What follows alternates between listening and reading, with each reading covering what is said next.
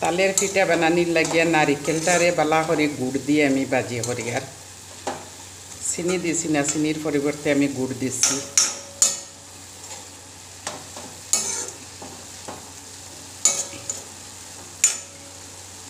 এরকম রেসিপি আমি প্রথমও বানাই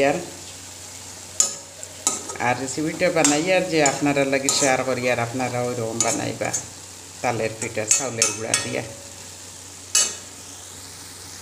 কেনে আছে চাউলের গুঁড়া আমি পিঠা বানাই। এখানে তালের রস লইছি, একটু গরম গরম দিয়া দিমু, লবণ দিয়া দিছি একটু, আর দিয়া দিমু 2-3 চামচ চিনি, দিয়া দিলাম 2 চামচ চিনি, আর ওখানে চাউলের গুঁড়া দিমু আমার পরিমাণ মতো দিয়া একটু পালা করি মাড়িয়া এরপরে একটা ডো রেডি করব।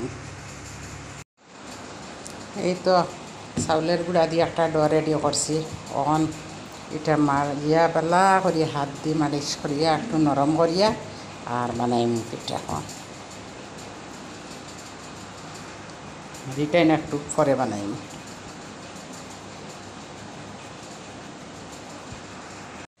এখানে রান্না করবো ডেক, আর এখানে দিমু বন্দি সিদ্ধ, আর এই তো পিঠা বানানিতে লাগছি। দিয়া দিলাম নারিকেলের পুর আর ধরি দিই। তো কিছুটা বানাইছি আর এখানে কিছুটা মানে সিদ্ধ বয়েছি। এত চাউলের গুঁড়া বাজিতেও পারবা আর রাইস কুকার ডেস্কিতে বয়েছি। 4টা মেড়া পিঠা আর এইটা ফুটে পিঠা দেখি কেমন হয়। চিংড়ি মাছটা ধরে একটু ফ্রাই করলাম, মানে এই যে দেখো আর গন্ধি তরকারি রান্না করুন, আর লাগতো না ফ্রাই করা, একটু করলাম। এখন আমার পিঠাটা তো হয়ে গেছে মাশাআল্লাহ, খুব সুন্দর হয়েছে। তাল দিয়ে যে মেড়া পিঠা বানানি যায় আমি প্রথম বানাইলাম, খুব সুন্দর হয়েছে। আর আরও বানাই আর এইগুলা।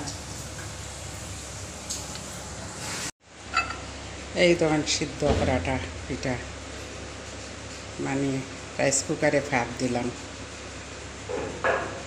এই দেখেন তালের বরফি পিঠা, বক ফুলের মতন বানাইছি তালের পিঠা।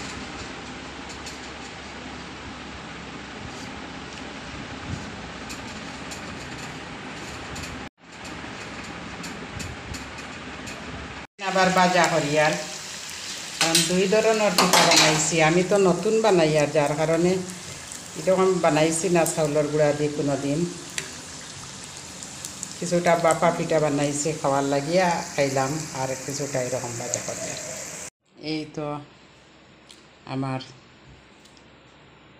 এই তো আমার তালের পিঠা এখন কি সুন্দর হয়েছে। তাল দিয়ে বানাইছি, তালের রস মানে চাউলের গুঁড়া দিয়া বানাইছি। এই দেখেন কি সুন্দর হয়েছে।